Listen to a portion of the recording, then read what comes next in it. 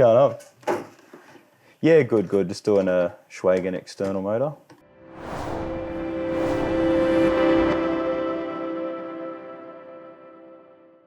So what we have here is a Schwagen external motor range hood.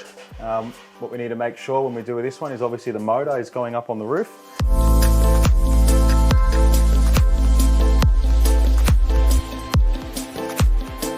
This one here we have a gas cooktop, so we've got quite a lot of distance here. We need to make sure that we have a minimum of 650 when it comes to gas. This is going up, out the roof. It's going to be a nice, big, strong motor. Because the motor's outside, there are not really any restraints as to how big they can have the motor. So typically your external motors are going to be quite a bit more powerful. And because you got it on the roof, it's out the way, it's quieter. That being said though, we do want to try and make sure when we are doing an external motor range hood, that the external motor is far away. So most of the brands ask to have anywhere from 4 to 6 meters from this point to the motor. That way the motor's further away, it's a bit quieter, but because they've got much bigger ducting and the motors are much bigger, that compensates for the distance. In this instance, we do have it close. This is an established building. The customer doesn't want to be ripping open plaster. And we've also got structural beams and a flat roof. So that restricts us. We do have to put the motor about here up on the roof. The customer's quite happy. Does mean his power is going to be slightly increased. These are a fantastic option if you like quiet cooking, or a lot of people don't like turning on their range hoods because it's so noisy. So this might be an option for you where it's a lot quieter, still really good high quality performance. If you've got a solid splashback, whether that's glass, stone, porcelain, anything like that, please let us know beforehand. Different methods of installation is likely required.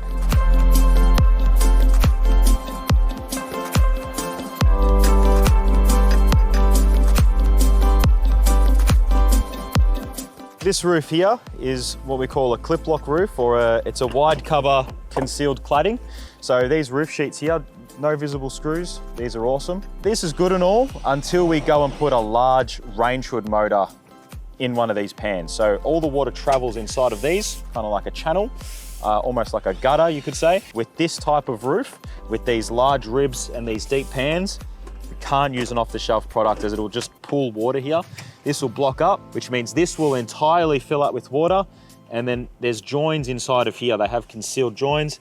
That'll just go underneath, completely flood inside the house. So in order to resolve this issue, we have to do a backflashing or a capping, which pretty much goes over the entire thing, giving us a nice flat pan to work on.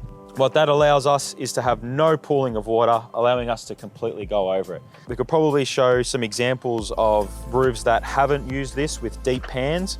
You can just see it just builds up with rust and watermarks over time. It doesn't last long at all. So we do always go for a backflashing, and that just allows us to make sure that we're completely watertight, no pooling of water at all. So these Schwagen external motors use this canvas style ducting. It's like a canvas / silicon, fantastic product, especially when you're spending good money on a high quality range hood like this. You really want to make sure it's able to perform at its best.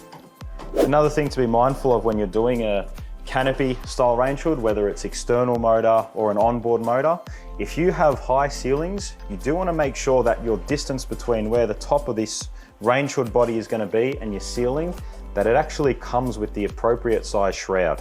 You might find that the shroud needs to be cut shorter. That's something we can do. If it's longer than what they specify in the box, we may have to look at getting an extended shroud that the manufacturer may supply or be able to supply at an additional cost, or we may have to look at doing a custom shroud. So speaking to stainless steel manufacturers and getting a whole new shroud made for that piece. So just something to keep an eye out for.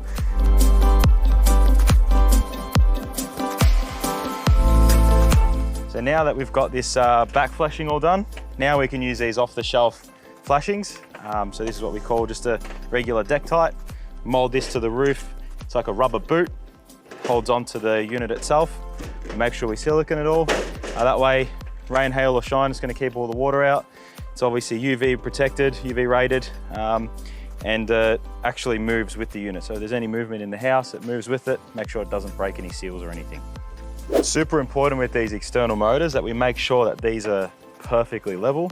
Obviously it runs on a bearing, so if it's out of level, might start making noises and stuff. So really got to take time and making sure that's nice and level.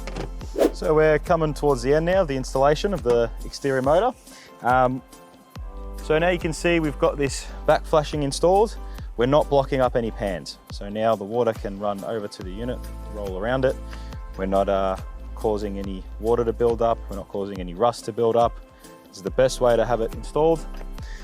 And it's also rodent proof, so no rats, mice, bugs or anything can get inside. It's all flashed neatly and properly.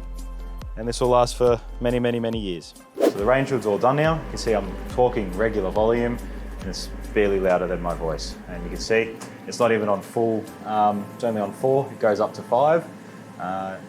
Quite good extraction on every single part of the range hood. So fantastic company. The large ducting gives it plenty of area to pull through all those fumes. Great product. The bane of my existence, ladders.